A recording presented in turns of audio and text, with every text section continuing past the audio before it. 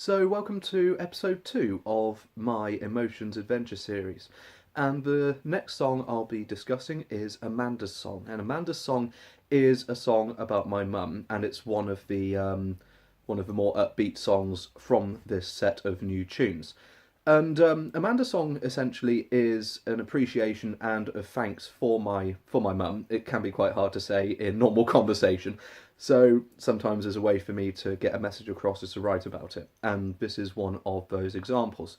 Um, Needless to say that without my mum, I wouldn't be in this position. I wouldn't have come as far as I have without her. She's always fought my corner for me, and she's always been my first port of call when there's ever an issue that I can't seem to deal with myself. So that's what the song is about. It is a song of gratitude, and the melody reflects that with its sort of upbeat tone. And it's played in B flat major. It's a nice happy chord progression as well.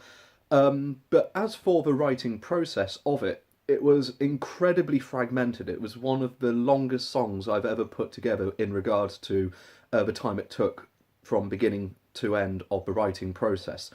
And so the first part of it I wrote was the opening half to the first verse, where I mentioned the line, "You stitched the scars on my broken heart and put me back together." And of course, that sort of stood on the sidelines for a while I was writing other things or having a bit of a case of writer's block.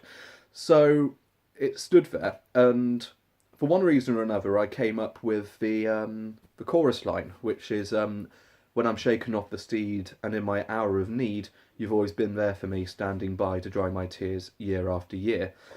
And I thought I could use that chorus for this song, which I'd already had in the inner workings in my mind, and the melody to go with it.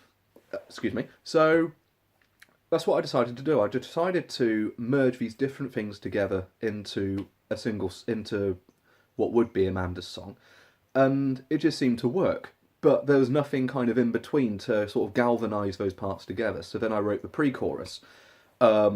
In the bitter winter, she is the wool, and smiling when the ruin is half full. Ruin, of course, being a reference to Mother's Ruin, or gin. She's a bit of a gin drinker, so that's why I threw that line in there. So thank you, Mum. I love you, really. So it is a very, very happy song. A bit like Familiars, the song I talked about in my first episode of this series.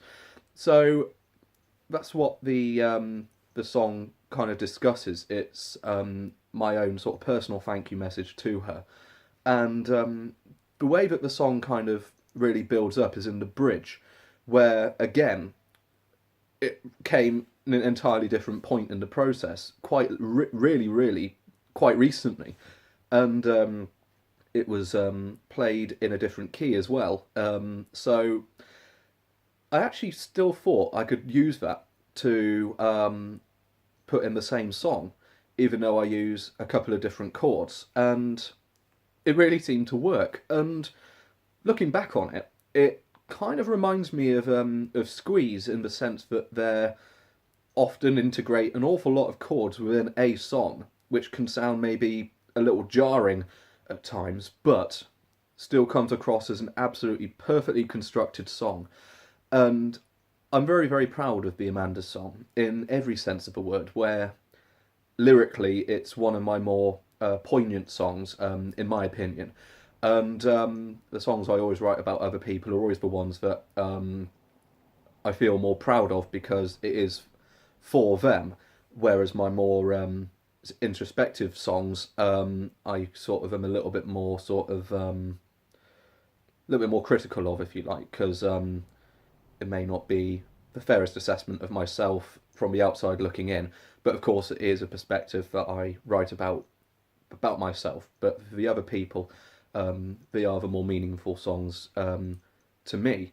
And Amanda's Song is very much up there in that side of things, and one I'm incredibly proud of.